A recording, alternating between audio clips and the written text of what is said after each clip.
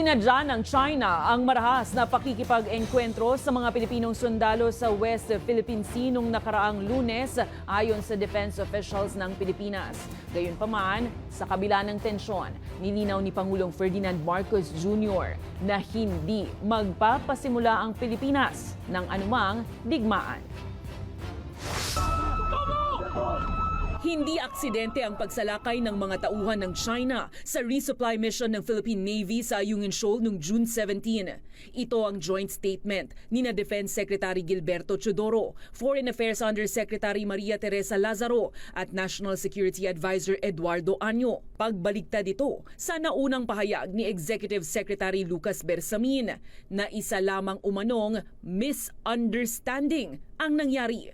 After our visit to our troops in Palawan yesterday, where the President personally talked to the troops involved in the RORE, we have now come to the conclusion that it was not a misunderstanding or an accident. We are not downplaying the incident. It was an aggressive and illegal use of force. Tinukoy ni Año ang mga nilabag na international at domestic laws sa pangaharas ng China sa mga Pinoy sa West Philippine Sea. Including use of illegal force, violation of COLREG, yung Convention on the Collision at the Sea, at saka yung SOLAS, International Convention on Safety of Life at Sea, at saka, of course, in the Declaration of Conduct.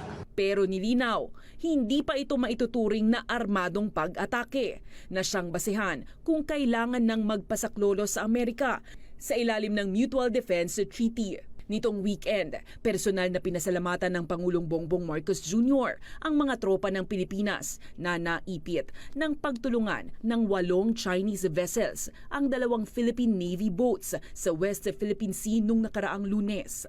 Ginawaran ng medalya ni PBBM ang mga sundalong Pinoy, kabilang si SN1 Jeffrey Facundo na naputulan ng daliri sa gitna ng engkwentro. We remember that on June the 17th, we made a conscious and deliberate choice to remain in the path of peace.